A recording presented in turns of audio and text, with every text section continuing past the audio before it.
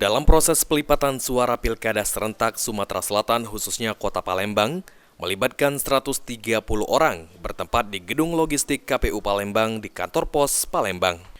Proses pelipatan suara Pilkada serentak ditargetkan selesai selama 6 hari. Untuk jumlah surat suara yang dilakukan pelipatan sesuai dengan jumlah DPT yang ada di Kota Palembang, serta ditambah dengan 2,5% surat suara cadangan. Untuk surat suara yang pertama kali dilipat ialah surat suara calon wali kota dan wakil wali kota Palembang, dilanjutkan surat suara calon gubernur dan wakil gubernur Sumatera Selatan. Dan untuk proses pengamanan KPU melibatkan pihak kepolisian dan juga Forkopimda serta Bawaslu guna melakukan pengawasan.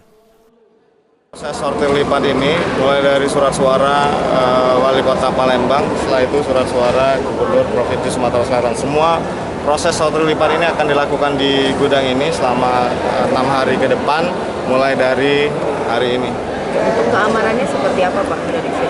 Untuk pengamanan, KPU Kota Palembang sudah berkoordinasi dengan Polresta Kota Palembang, dengan Forkopimda juga sudah koordinasi, surat pemberitahuan pelaksanaan kegiatan ini juga sudah kami koordinasikan teman-teman. Setelah dilakukan pelipatan, surat suara akan disimpan, lalu akan dilakukan pendistribusian ke TPS-TPS yang ada di Kota Palembang sebanyak 2.272.